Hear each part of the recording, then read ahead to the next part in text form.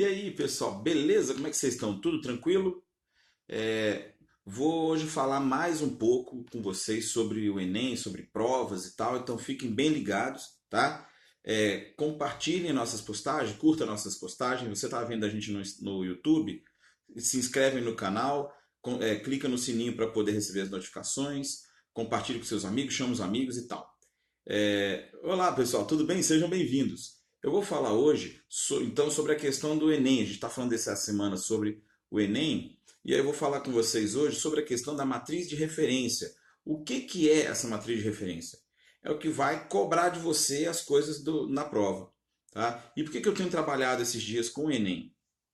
Porque eu já falei em outros momentos, é a prova que vai fazer com que você tenha uma evolução melhor na sua vida, no ensino médio, vida adulta, a faculdade, mesmo você já sendo adulto, que tenha feito o ensino médio há um certo tempo, você pode utilizar as notas do Enem. O Enem te facilita para várias coisas, para entrar na faculdade, para você conseguir retornar à faculdade, entrando pelo SISU, por várias coisas diferentes, a nota do Enem vai te facilitar.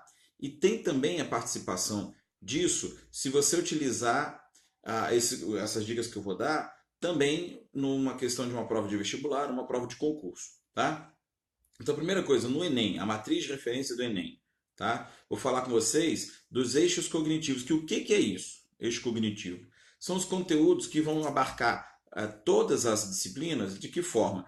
Como você vai ter que entender as coisas, o que, que vai ser cobrado na questão de compreensão dos assuntos. Pode estar se falando de matemática ou de filosofia, ou de história, ou de inglês, e você vai conseguir entender por meio desses eixos, tá? Os eixos são 5, tá? E aí eu vou falar de um por um para vocês. São dominar as linguagens, compreender fenômenos, enfrentar situações problema, construir argumentação e elaborar propostas, tá? No primeiro, o que a gente vai ter no primeiro? Dominar a norma culta da língua portuguesa e fazer uso das linguagens matemática, artística e científica e das línguas espanholas e inglesa. Ou seja, nesse primeiro momento, nessa primeira matriz de referência, né, o primeiro ponto deles, dos eixos cognitivos, você vai ter que entender bem o que está sendo escrito. E é aí que a gente vai entrar, que eu tenho falado com vocês. A questão de eu quero ensinar para vocês como interpretar uma questão, como você entender o que a questão está te perguntando, entender o que a questão quer de você, tá? Porque tem muita gente hoje que está terminando o ensino médio e infelizmente não sabe entender direito o que está sendo pedido numa prova, tá? Tanto em escola particular quanto em escola pública. Então, eu estou aqui para poder auxiliar vocês nisso, a gente trabalhar com essa questão de como fazer a interpretação do comando, como entender o que está sendo cobrado e de que forma eu posso fazer para que isso seja benefício para mim, tá? Só ajustar aqui a câmera só um instantinho que ela está muito alta, pronto. Então, a gente vai ter esse primeiro que é de dominar linguagens, certo? O segundo é compreender fenômenos. Eu estou com a matriz aberta aqui do lado no computador, tá? Compreender fenômenos, construir e aplicar conceitos das várias áreas do conhecimento para a compreensão de fenômenos naturais, processos históricos geográficos, produção tecnológica e das manifestações artísticas. Ou seja, não basta ser colocado um texto e falar, ó, o que está dizendo o texto? Não. Os autores da prova, né, quem vai criar a prova do Enem, vai trazer para você a questão de, cara, além de você dominar o português, o idioma, você tem e o inglês, o espanhol, no caso das línguas estrangeiras que são cobradas, você também tem que entender os fenômenos, vai se colocar uma possibilidade e você tem que conseguir fazer a compreensão disso, tá? Compreender o que está acontecendo ali, de que forma que aquilo vai te ajudar a responder os itens, certo?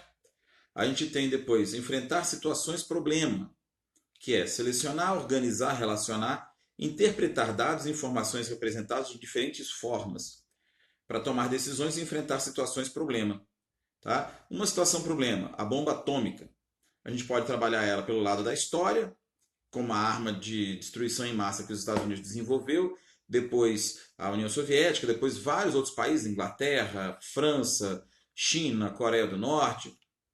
E aí então a gente pode observar isso também na questão da física, que a situação pode ser de você analisar como é que é a questão do controle da energia atômica numa bomba, numa usina nuclear, e a falta de controle numa bomba atômica, que é o que vai diferenciar uma da outra, né? O combustível é o mesmo, mas a finalidade vai ser diferente. Uma outra situação, qual é, aí pode ser solicitado para calcular o volume de uma bomba dessa, de uma bomba atômica ou da célula de energia de uma usina atômica. Então, situações, problema que você vai ter que analisar e colocar isso para você de volta, para poder responder as questões. Tá? A gente estava falando no vídeo de ontem, a aula 7 do Historiando, que falando sobre Rosa Parks e Martin Luther King, uma imagem que tem no Enem de 2018. É uma situação, um problema. Falando sobre um museu, que é um ônibus, que foi onde ela foi presa e tal, e contextualizando isso com a situação da época. Então, com isso, você tem a situação surgindo, a situação, o problema surgindo aí. Então, você foi selecionado um trecho, foi organizado, foi relacionado com essa questão da segregação civil, tá? Você tinha que marcar essa alternativa no gabarito, interpretar dados, no caso, não tinham dados específicos, era um acontecimento histórico, tá? Informações, que era até a questão do destaque dela naquela questão, porque ela está numa foto mais à frente e o Luther King mais atrás, um pouco desfocado. Item 4. Construir argumentação, relacionar informações representadas em diferentes formas, como a gente falou agora, e conhecimentos disponíveis em situações concretas para construir argumentação consistente. Isso vai ser muito utilizado nas redações, que você vai ter que construir uma argumentação em cima de um tema que foi colocado. Tá? Então, quando você coloca um tema, você vai ter o retorno desse tema na sua argumentação bem construída, comunicando com o primeiro ponto, o primeiro eixo cognitivo, que é dominar linguagens. Para você fazer uma boa redação, você precisa escrever bem. Tá? Para você fazer uma boa redação, você tem que ler bastante, você tem que escrever bem, tem que saber escrever direito para poder ter algum resultado. Tá? E a questão de elaborar propostas, o quinto item, que é de recorrer aos conhecimentos desenvolvidos na escola, ou no ensino médio, no caso, para a elaboração de propostas de intervenção solidária na realidade, respeitando os valores humanos e considerando a diversidade sociocultural. Pode ser tanto numa redação também, quanto uma situação, problema, que traga essa questão de elaborar propostas. E nas alternativas, algumas das propostas possíveis. Tá? E aí você vai de acordo com o comando. Se o comando fala, de acordo com a situação, problema colocada, você deve marcar o item que mais está, a possibilidade, né? A proposta de manutenção do meio ambiente, por exemplo, mais próxima do que está sendo tratado na situação problema. Aí você pode ter todos os itens com propostas, mas o que vai estar mais ligado à situação problema vai ser um só. E aí é esse que você deve marcar, certo? Quando a gente fala da questão do Enem, que eu já falei nos outros dias, a gente tem que buscar entender que nem todo mundo vai gostar de fazer prova, nem todo mundo vai gostar de história, ou de física, ou de matemática, ou de inglês, ou de português, mas é necessário se estudar isso para poder ser aprovado. Né? É necessário estudar isso para que a gente possa ter condição de passar uma etapa, certo? Seja você fazendo vestibular, o Enem, ou concurso. Né? No concurso você tem a parte de atualidades, que muita gente deixa de lado e acaba não passando numa prova por causa dessa pontuação que fica aquém. Né? Hoje em dia, concurso, Enem, vestibular é tão concorrido, mas tão concorrido que qualquer pontinho vai fazer diferença. Então é importante que se busque isso, que se busque você conseguir a maior quantidade de nota possível, fechando uma prova de atualidades, por exemplo, num concurso, ou fechando a parte de história num vestibular ou no Enem. Você já dá um grande salto na frente de muita, mas muita gente, certo? E aí eu quero trazer uma outra questão, uma outra ideia, desculpa, em relação ao estudo, tá? Como que você deve estudar?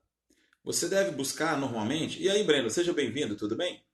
E a gente deve buscar para estudar um local mais silencioso, tá? Se você gosta de estudar ouvindo música, evita música muito agitada, como por exemplo um rock muito pesado, que vai afetar a sua concentração. Bota uma música mais suave, um jazz, uma música clássica, ou uma MPB mais baixinha, mais devagar, mais baixinha, para poder te deixar mais tranquilo, tá? Que você consiga focar melhor.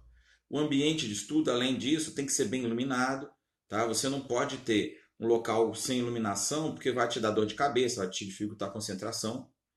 Você buscar também um local legal para estudar, uma mesa confortável. Não adianta você estudar todo torto assim, escrevendo no braço aqui. Não, não vai funcionar. Então, procurar um local bom, com uma mesa num tamanho razoável, que você possa botar seu computador, ou seu livro, suas apostilas, suas anotações, uma garrafa d'água, um lanche, tá? Para que você possa estudar bem. O local padrão são bibliotecas, né? Você tem mesas com tamanho legal, uma boa iluminação, que o projeto das bibliotecas é em cima disso. Você vai ter internet disponível, você vai ter tomadas disponíveis, água disponível, banheiros com fácil acesso, tá? Ah, não, prefiro estudar em casa. Ok, sem problema nenhum. Mas quando você for estudar em casa, procure organizar seu espaço para isso também. Pegar uma mesa para poder estudar, com uma cadeira confortável, para que você não fique largado, jogado assim. Que você tenha um conforto para poder estudar, para que você não fique sentindo dor nas costas ou dor nas pernas, que dali a pouco você para de estudar por causa disso. Então, ter esse ambiente preparado para você. Uma mesa, uma boa iluminação, uma boa cadeira, tá? Que você já esteja confortável também. Não adianta, não adianta você estudar cansado, com sono, com fome, né, com alguma dor, não dá. Então, se você está com fome, por exemplo, faça um pequeno lanche, nada muito pesado, não vai comer um quilo de comida, uma feijoada, você vai dormir. Faz um lanche rápido, uma fruta, um biscoito, um copo de leite, um suco, e aí você está alimentado para poder estudar. Se você está muito cansado, você vai estar assim, ó, você vai sentar e começar a estudar. Aí daqui a pouco, ó, dormiu. Então você pode ter ficado 40 minutos ali sentado dizendo que está estudando, mas se não foi de verdade, você vai acabar dormindo, não vai funcionar. Então é mais uma questão, você estar descansado, certo? Ah, Jambeiro, mas eu trabalho de manhã e de tarde, só tenho tempo da noite para estudar. Eu vou estar cansado. Sim, com certeza, vai estar cansado. Mas busca, se for possível, fazer uma das situações. Vai estudar em casa, chegou, toma um banho que vai tirar aquela carga do dia, né? Toma um banho, dá uma relaxada, rápida ali, tomou seu banho e tal, come alguma coisa rapidinho e vai estudar. Se você está no trânsito de um local para o outro, no metrô, por exemplo, no ônibus ou dirigindo o carro, tem aplicativos que fazem você ouvir o livro, ouvir os textos. Você está no metrô ou no ônibus, você pode botar o fone de ouvido, coloca o aplicativo e deixa rodar. Nos Android, eu não sei se no iPhone, mas no Android, você tem o próprio Google Livros que você pode fazer com que ele leia para você. E aí você vai ouvindo que estão ali as coisas anotadas. Você pode fazer a leitura em e-book ou em PDF. Então você pega as suas anotações no computador, por exemplo, transforma no arquivo PDF, sobe para o Google Livros e aí você consegue fazer com que ele fale para você. Né? Se você fica enjoado lendo naquele sacolejado do metrô ou do ônibus, você começa a ler e fica enjoado, bota o fone e já é uma coisa que vai te ajudar. Certo? Mas aí você está no carro, como é que é isso no carro? Porque normalmente a gente está no carro ouvindo música, né? E não vai se concentrar na letra, porque senão você se distrai do trânsito, tá? Coloca numa rádio de notícia, porque você está aproveitando aquele tempo ouvindo notícias que podem ser importantes para você e vão ser importantes para você na parte de atualidades, tá? De história, de geografia, talvez sociologia no Enem, de atualidades nas provas de concurso, tá? Então é interessante que você também esteja aproveitando isso no carro, ouvindo uma rádio. Existem várias rádios de notícias. As mais conhecidas, né, são a CBN e a Band News. Tá? Não sei se na sua cidade aí tem outras rádios. Ouça a rádio da sua preferência que você possa acompanhar as notícias, porque sempre vai ser interessante para você estar mais preparado, certo? Fazer exercício é fundamental. Não adianta você querer estudar história, por exemplo, pegando, por exemplo, algum desses livros aqui e só lendo. Não adianta. Você consegue gravar alguma coisa, você consegue guardar alguma informação? Consegue. Mas você precisa fazer exercícios. Como que é o exercício em história? Fazer pequenos resumos ou pegar as ideias centrais. Se, por exemplo, deixa eu ver aqui, pegar um livro. Tá difícil aqui para eu puxar aqui atrás. Pegar um aqui que está na minha mão aqui, ó. Esse livro aqui, ó. A biografia do Steve Wozniak, que é um dos fundadores da Apple. Se eu pego e faço uma leitura dele, de um capítulo, como é que eu posso fazer com que essa informação fique melhor trabalhada na minha mente? Eu posso escrever uma anotação, até no livro mesmo, eu faço isso nos meus, alguns comentários, ou a pessoa que não quer escrever no livro, fazendo um bloco de anotações ou no notebook, fazer anotações ali de, nesse capítulo o autor falou isso, isso, isso. Pegar as ideias principais. Oi, Rejane, tudo bem? Boa noite, como é que você está? Seja bem-vinda. E aí a gente anota, faz alguns comentários e tal, que aí você consegue fixar melhor, entender melhor, fazer com que o cérebro trabalhe melhor a compreensão daquele assunto. Tá? Se em matemática funciona a gente fazer exercício para entender as fórmulas, né, fazer uma porrada de exercícios para entender as fórmulas, em física, em química, em biologia também, em português você tem que estudar bastante aquelas coisas de oração subordinada, oração substantiva, adjetivo, predicado, adjunto adverbial e tal. E é assim praticando que você vai aprender. Em inglês a mesma coisa. Por que não em história, em filosofia, em geografia? Né? Então também é por meio de exercício, certo? Então, mais uma coisa é a questão da circulação de ar no local. Se você fica num local fechado, abafado, daqui a pouco você está passando mal. Porque esse local vai ficar com ar viciado e você vai acabar depois ficando doente, ou enjoado, ou cansado. O cérebro começa também a ficar mais devagar porque você está respirando ar cheio de monóxido, cheio de monóxido de carbono, tá? Ou dióxido de carbono. Agora me deu branco, acho que é dióxido.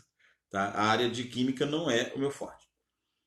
Então, quando você está no local que tem uma circulação de ar, isso vai facilitar para você uma janela aberta, ou que tem uma janela do meu lado, tá?